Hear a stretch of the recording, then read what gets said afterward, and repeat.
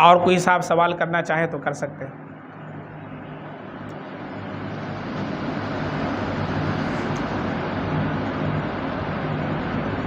हमारे यहाँ सिर्फ ये मामला नहीं कि हमने कह दिया, आपने सुन लिया और चले गए। आपको कोई सवाल करना हो तो आप सवाल भी कर सकते हैं, ठीक है।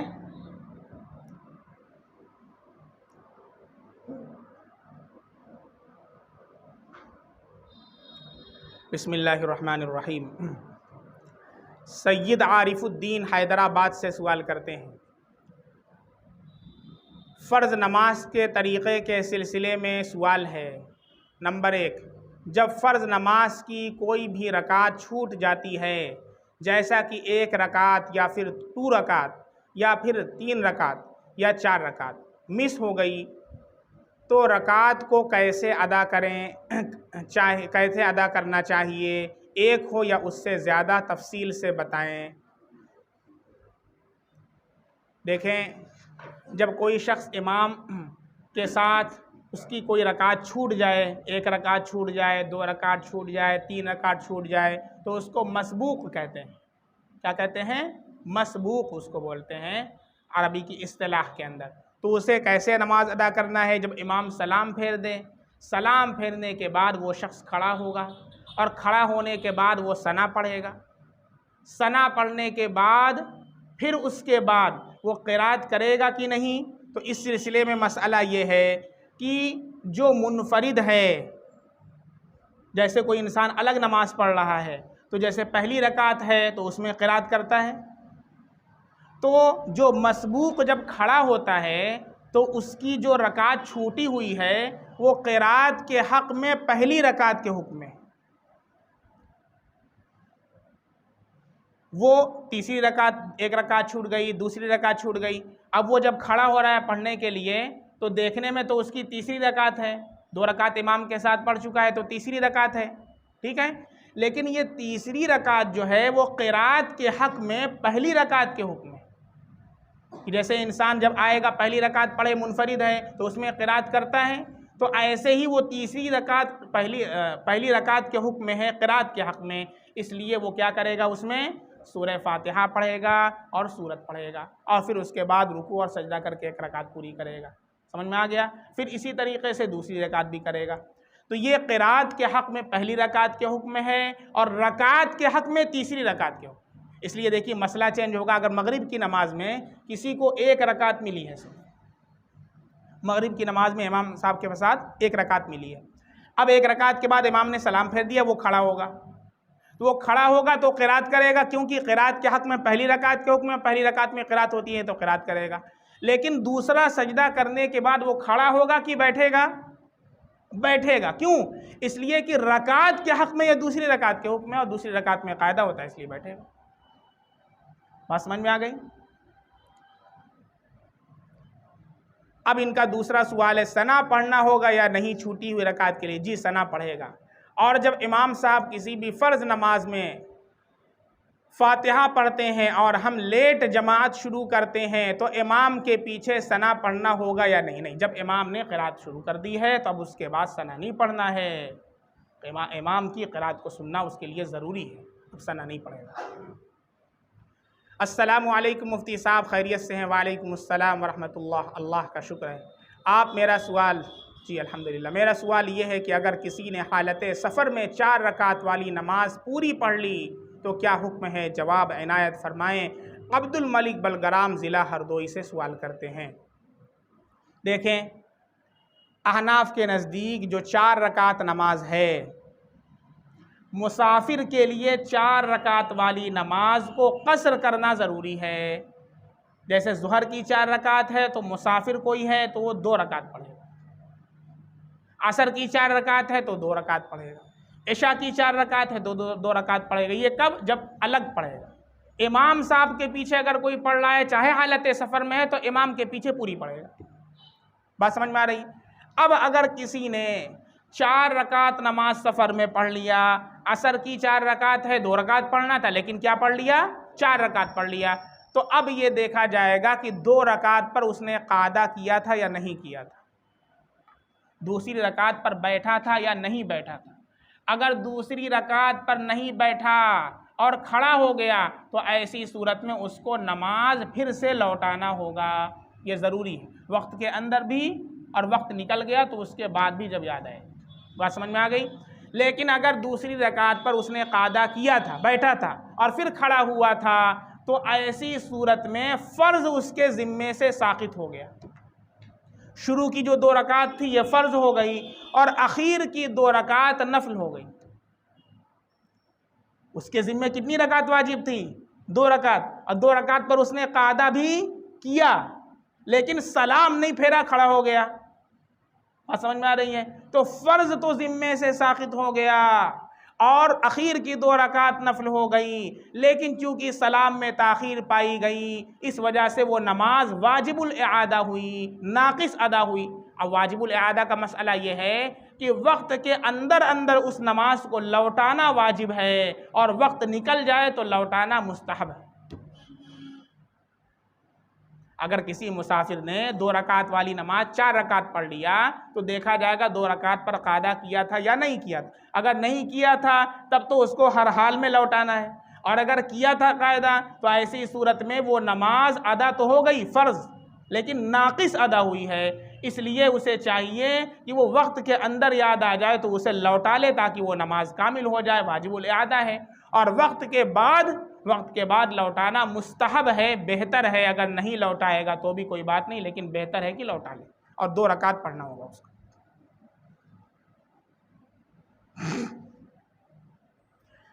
मेरा ससुराल वालों से झगड़ा चल रहा था और वो मुझे पीटने के लिए कह रहे थे।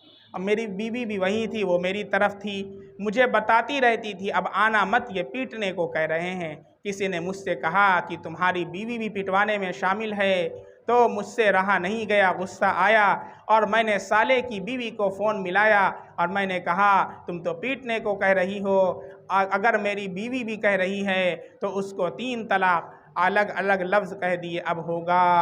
साजिद खान अलवर राजस्थान से सवाल करते हैं। देखें, तलाक़ एक होती है जो तालीक़ के साथ होती है। तालीक़ का मतलब शर्त के साथ मुअल्लक़ कर दिया। जैसे किसी ने ये कहा अपनी बीवी से अगर तू मेरे घर में दाखिल हुई तो तुझे तलाक़, अब वो दाखिल होगी तो तलाक़ पड़ जाएगी, नहीं दाखिल होगी तो नहीं। तो ऐसा जुमला आदमी काहे कहे। अब आपने जो ये कह दिया कि अगर मेरी बीवी भी कह रही है तो उसको 3 तलाक़। अब देखना अगर आपकी बीवी ने कहा है कि नहीं, अपनी बीवी से मालूम कर लीजिए। अगर कहा है तो 3 तलाक़ वाक़ई हो जाएगी। अब कहेंगे अब क्या करें, तो ये पहले सोचना चाहिए था। अब क्या करें, जैसे 3 गोली आप चला देंगे तो आदमी तो मर जाएगा ना। फिर आप अब क्या करें, वो तो मर गया है, गोली तो अपना असर दिखाएगी ना। कोई साहब चाकू लेकर के हाथ काटें ऐसे तो कट जाएगा ना। फिर कहें अब क्या करें, तो पहले सोचना चाहिए, तो उंगली तो कट गई। तो ऐसे ही जब 3 तलाक़ ये अल्लाह रब्बुल इज़्ज़त ने दिया है, ये 3 तलाक़ ऐसा जैसे 3 गोली होती है। ये बहुत नाजुक कंडीशन के अंदर है और उसका भी तरीक़ा है। तलाक़ अहसन है, फिर तलाक़ हसन है, फिर तलाक़ बिदात है, तो फिर उसका तरीक़ा भी बयान किया गया है। तो इसलिए 3 तलाक़ आपको फ़ौरन नहीं कहना चाहिए था, लेकिन अगर कह दिया है और बीवी ने वो अल्फाज भी कह दिए थे और पिटवाने में शामिल थी और कह रही थी, तो इस सूरत में तलाक़ पड़ जाएगी और अलहदगी इख्तियार कर ली। शेयर मार्केट में फ्यूचर ऑप्शन में शेयर ख़रीद और बेच सकता हूँ, क्या फ्यूचर ऑप्शन हलाल है? मोहम्मद गुजरात से। अब ये शेयर मार्केट में फ्यूचर ऑप्शन क्या होता है ये तो मुझे नहीं मालूम, लेकिन शेयर मार्केट के बारे में उसूली बात जो है वो मैं आपको बता देता हूँ। शेयर मार्केटिंग में बहुत से लोग पैसा लगाते हैं और फिर पता चला कुछ दिनों के बाद जो है वो उससे ज़्यादा दाम में फ़रोख्त कर देते हैं अपना शेयर। ये सारी चीज़ें होती हैं। तो इस सिलसिले में उसूली बात आप याद कर लें कि जो भी मुरव्वजा शेयर मार्केटिंग चल रही है इसकी ख़रीदो फ़रोख्त बिल्कुल जायज़ नहीं। आजकल की जो शेयर मार्केटिंग चल रही है इसमें क्या होता है, पैसा देकर ज़्यादा या कम पैसा लेना यह कतई नाजायज़ और सूद है। ये सब हवाई मामला होता है। सबसे पहली चीज़, जिस कंपनी का आप शेयर ले रहे हैं उसमें खाली हवाई बात ना हो, बल्कि उसके पास कुछ मुंजमिद असासे भी मौजूद हों सामान की शक्ल में। जब तक सर्टेन ना हो, यकीन ना हो, उस वक्त तक शेयर लेना दुरुस्त नहीं, क्योंकि इसके अंदर कमी बेशी होती है और ये सूद के अंदर आ जाता है। बात समझ में आ रही है? जैसे आज शेयर खरीदा और 1-2 रोज़ के बाद शेयर का भाव बढ़ जाने पर फरोख्त कर दिया तो यह कतई नाजायज़ व हराम है और सूद है। अलबत्ता कंपनी से शेयर खरीदा और कंपनी ने जायज़ कारोबार में लगा दिया। हमने कंपनी से शेयर खरीदा, कंपनी के पास कपड़े का काम है, हमने कपड़े का शेयर खरीदा और उसने कपड़े को अपने तिजारत के अंदर लगा दिया। फिर क्या हुआ, साल भर मेहनत करने के बाद जो उसमें प्रॉफिट हुआ है उस प्रॉफिट में से 30%, 20% जो भी तय हुआ है वो अगर देती है तब तो ये हलाल है। लेकिन आजकल जो चल रहा है, अभी आज लगाया 3 दिन के बाद बढ़ गया, उसको उठा करके बेच दिया, ये क्या है? हवाई चीज़ चल रही है, ये सरासर नाजायज़ है। मेहनत करके पैसा कमाएं। अल्लाह ने तिजारत के अंदर बरकत रखी है। हमारे नबी सल्लल्लाहु अलैहि वसल्लम मुल्के शाम जाते थे तिजारत करने के लिए। बात समझ में आई? तो मेहनत की कमाई में अल्लाह ने बरकत रखी है, हलाल की कमाई के अंदर अल्लाह ने बरकत रखी है। इसलिए बैठ करके बहुत से लोग वीडियो गेम पर पैसा कमा रहे हैं। मसला पूछ रहे हैं वीडियो गेम खेल ले तो पैसा दुरुस्त है? अल्लाह के बंदे कुछ कर ले। एक तो 10 बजे सो करके उठेगा फिर वीडियो गेम खेलने लगेंगे, फिर कहेंगे सुस्ती आ रही है। तो क्या आपको चुस्ती आएगी? सुस्ती ना आएगी जब दिन भर गाड़ी चलाएंगे।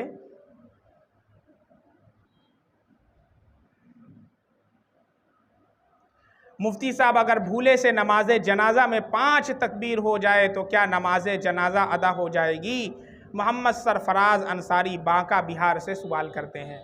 देखिए, नमाज जनाजा के अंदर 4 तकबीरात फ़र्ज़ है। नमाज जनाजा में कितने फ़र्ज़ हैं? 2। नंबर 1 क़याम, खड़ा होना। नंबर 2 4 तकबीरात कहना, ये दोनों फ़र्ज़ हैं। बात समझ में आ रही है? और 4 से ज़्यादा जो तकबीरात हैं ये मनसूख हो गई। लिहाजा अगर कभी गलती से इमाम साहब जो नमाज जनाजा पढ़ा रहे हैं वो 4 से ज़ायद तकबीरात कह दें तो इस सूरत में जो मुक्तदी हजरात हैं वो उनकी उस तकबीर के अंदर उनकी इख्तिदा नहीं करेंगे। बात समझ में आ रही है? 4 तकबीरात के बाद 5वीं तकबीर अगर इमाम साहब गलती से कह दे तो मुक्तदी हजरात 5वीं तकबीर में उनकी इख्तिदा नहीं करेंगे, खामोश रहेंगे। और जब इमाम सलाम फेरेंगे तो इमाम के साथ सलाम फेर देंगे, नमाज हो जाएगी। नमाज को लौटाने की ज़रूरत नहीं है। बात समझ में आ रही है?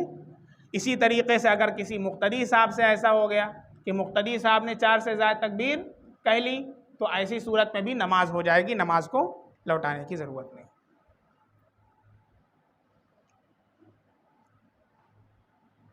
अस्सलामु अलैकुम वरहमतुल्लाह। मौलाना साहब, हमें ये बात की जानकारी चाहिए कि बहुत से लोग बोलते हैं कि नाम का भी असर होता है, क्या बात सही है? मोहम्मद मुख्तार, बिहार सहरसा से। देखें, हदीस के अंदर बच्चों का अच्छा नाम रखने की हिदायत दी गई कि बच्चों का अच्छा नाम रखो, और ऐसे नाम जिनके माना ख़राब हों या उसमें बदशुगुनी पाई जाती हो, अल्लाह के नबी सल्लल्लाहु अलैहि वसल्लम ने उसको चेंज फरमा दिया। चुनांचे एक सहाबियाँ हैं जिनका नाम था बर्रा। क्या नाम था? बर्रा। बर्रा के माने क्या आते हैं? नेकी। अल्लाह के नबी सल्लल्लाहु अलैहि वसल्लम ने उनका नाम चेंज करके जुवैरिया कर दिया। क्या कर दिया? आप कहेंगे अरे बर्रा तो नेकी, इतना बढ़िया नाम है, तो आगे की बात सुनेंगे तब ना। बदशुगुनी पाई जाती हो, क्या मतलब? अब जैसे यहाँ बैठी है बच्ची, उसका नाम है बर्रा, ठीक है? अब वो चली गई तो हम क्या कहेंगे? बर्रा चली गई। क्या मतलब? नेकी चली गई, नेकी चली गई।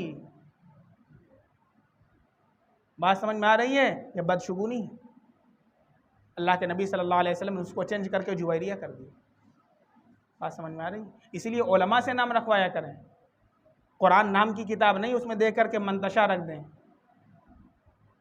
मंतशा नाम रख देते हैं। मंतशा, मंतशा के माने जिसे तू चाहे।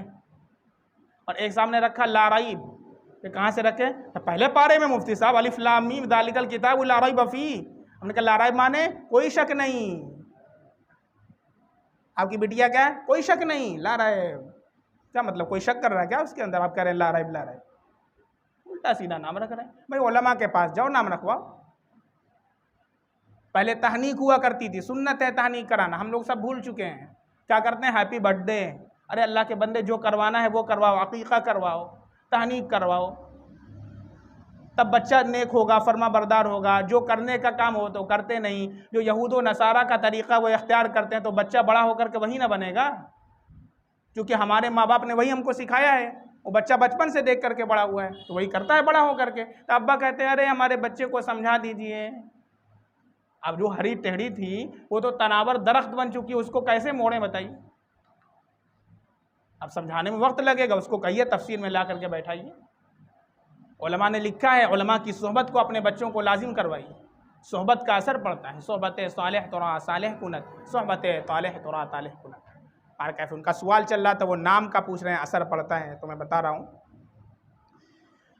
तो ये बात तो है, लेकिन ये कि नाम का असर पड़ता है, ये कोई तकदीर के ऊपर ऐसा हो कि किसी का कोई गलत नाम है तो उस नाम का असर उसकी तकदीर के ऊपर पड़ जाए या सेहत के ऊपर उसका असर पड़ जाए, तो इस तरीक़े से कोई सराहत कुरान और हदीस में नहीं।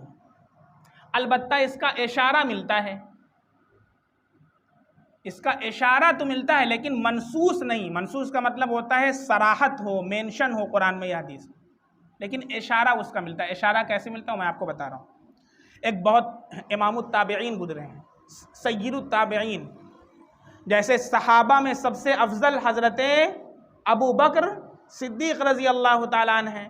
तो सहाबा के बाद ताबिईन हैं, जिन्होंने सहाबा को ईमान की हालत में देखा, उन्हें क्या कहते हैं? ताबिईन। तो ताबिईन में सबसे अफजल कौन हैं? जो सारे ताबिईन के सरदार हैं, सईद इब्नुल मुसय्यिब रहमतुल्लाहि अलैह। नाम याद कर लीजिए कम से कम, क्या नाम है? सईद इब्नुल मुसय्यिब रहमतुल्लाहि अलैह। वो अपना वाक़या बयान करते हैं, सुन लीजिए। इनके दादा जो थे उनका नाम था हज़न। दादा का नाम क्या था? हज़न के माना गम, रंज। तो अल्लाह के नबी सल्लल्लाहु अलैहि वसल्लम के पास गए। ये सईदुल मुसय्यिब ताबिई हैं, इन्होंने सहाबी को देखा, अल्लाह के नबी की ज़ियारत नहीं हुई। इनके जो दादा थे वो अल्लाह के नबी की खिदमत में आए। आपने पूछा क्या नाम है? कहा हज़न। आपने कहा नाम चेंज कर। जब उन्होंने क्या बताया? हज़न। तो आप सल्लल्लाहु अलैहि वसल्लम ने नाम तब्दील करते हुए फरमाया बल्कि तुम तो सहल हो, बल्कि तुम तो सहल हो। क्या मतलब? सहल अल्लाह के नबी ने नाम बताया कि सहल का मतलब सहूलत वाला, आसानी जिसके अंदर होती है। ठीक है। तो उन्होंने क्या कहा? उनके जो दादा थे उस पर उन्होंने कहा कि मैं अपना वो नाम तब्दील नहीं करूँगा जो मेरे वालिद ने रखा है। उन्होंने कहा मेरे वालिद ने, अब्बा ने रखा है मेरा नाम, तो हम काहे तब्दील करें? ये हो गया। अब तब्दील नहीं हुआ उनका नाम। अब उनके जो पोते हैं और इमामुत ताबिईन सय्यिदुत ताबिईन सईद इब्नुल मुसय्यिब रहमतुल्लाह अलैह अपना वाक़या देखिए बयान कर रहे हैं। वो फरमाते हैं, इस वाक़े को सुनाकर उन्होंने फरमाया कि इसका असर ये हुआ, जो नाम मेरे दादा ने तब्दील नहीं किया अल्लाह के नबी सल्लल्लाहु अलैहि वसल्लम के कहने पर, कि हमारे अंदर यानी दादा की जो औलादें हैं हमेशा सख्ती और मिजाज की तेज़ी बरकरार रही। यानी हमारी सारी औलाद में दादा की जितनी सब बहुत सख्त मिजाज के होते हैं और बहुत तेज़ी उनके अंदर होती है, बहुत जल्दी कोई काम करना है। जल्दीबाजी से कोई काम नहीं होता, बैठ करके आराम से काम होता है। बात समझ में आ रही? किसी चीज़ का प्लान किया जाता है, धीरे धीरे काम होता है। हम लोग सोचते हैं कि आज पौधा लगाएं तो कल हम आम फल जाए वही खा लें, ऐसा नहीं होता है। बात समझ में आ रही है? तो ये सईद इब्नुल मुसय्यिब रहमतुल्लाह अलैह ने इरशाद फरमाया। तो इसका असर यह हुआ कि हमारे अंदर दादा की औलादें हमेशा सख्ती और मिजाज की तेज़ी बरकरार रही। बाहर कैफ ये मनसूस तो नहीं है, लेकिन इसका इशारा मिलता है कि नामों का कुछ ना कुछ असर पड़ता है, लेकिन कुरान और हदीस में कहीं सराहत इसकी नहीं।